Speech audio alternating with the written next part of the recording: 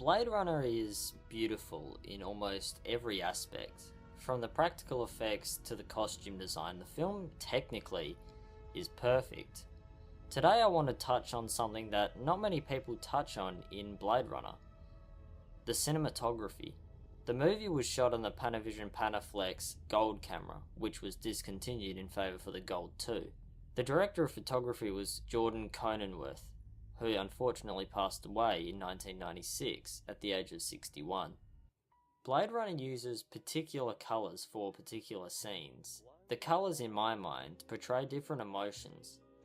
This sequence here uses the colour yellow, and in my mind, it's supposed to portray confidence. Rachel has no reason to suspect she's a replicant, so she accepts the test anyway. Once she's been questioned and arrives at Deckard's apartment, the colour fades out to a grosser and more discoloured yellow, and I see it as changing to emotional fragility. Blue is another colour which comes up quite often, overlaying the scene in which Deckard is given the mission that he is to take out the 4 replicants. Blue is usually associated with trust, efficiency, coldness and reflection, and I think that this scene uses blue to portray coldness or a lack of emotion. While on the subject of Deckard and Bryant, the chief who asked him to come back, I thought I would talk about how the camera portrays where they're at in terms of thoughts. When Deckard first enters the rooms, his eyes are near the top of the shot and nowhere in line with the chief's, and the chief's eyes are closer to the centre. Once Deckard is told the 4 replicants are walking the streets, he sits down and they meet eye to eye. After a moment though, after Deckard says he's already quit once, he gets up and his eyes move back to the top of the frame. It's only when Bryant says, "You're not cops, you're little people," that Deckard moves back. He's forced into taking down the replicants, and by the end of the scene their eyes aren't level. They haven't met eye to eye. They never truly share the same morals. The chief wants all replicants dead. Deckard thinks Rachel deserves to live. Something most of the shots do in the film is draw your attention to one detail. The first time you see Deckard, for instance, is a tracking shot. The camera moves slowly, and while there is plenty of light objects, they all get pushed out of the way when we see Deckard for the first time. He's sitting in front of a large area of light. This draws our attention towards that piece of the frame, in turn drawing us to him. The city is crowded, and I think the lighting is supposed to help portray just how packed full the city is. At first we don't know what to look at during the beginning of the tracking shot. First our eyes are probably drawn to the big dragon, then to the lights on the roof, then to each individual person's beam of light. Our eyes are drawn to light. I think Nerdwriter's video on Ghost in the Shell talks about that very well, so I suggest checking that out. Blade Runner, I think, has the best use of product placement in film history.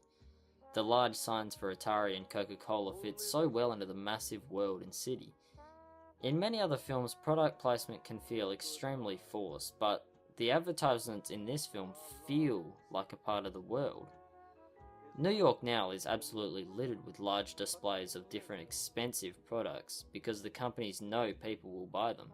A film like Power Rangers incorporates its big product, Krispy Kreme, into the story, which I didn't like at all. It felt forced and like an attempt at humour. If product placement is incorporated into the story, it needs to flow naturally. The story can't stop for the product. But we're not here to talk about product placement in all films. If more films can include product placement in the same way this did, having the products in the background not calling attention to themselves, then I think films as a whole can get just a little better. Now I want to talk about the type of film Blade Runner is.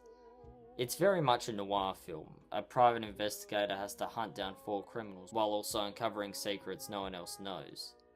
Lessons from the Screenplay has a really great video on it, so I suggest you check that out as well. But I want to talk about how the film noir genre influences the look of Blade Runner in one scene. The scene I want to talk about is Deckard first arriving back to his home, after Rachel followed him. Straight away the lighting resembles a classic film noir, one source of light beaming straight through a large window, the characters in partial shadow. The look is straight out of a 1940s noir film. Most detectives in noir films are usually womanizers, and Rick Deckard isn't an exception.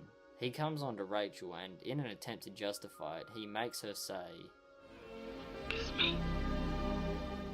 Blade Runner is becoming better and better with every rewatch. I enjoyed it much more than I did last time, and I'm thinking it's going to be the same case the next time I watch it.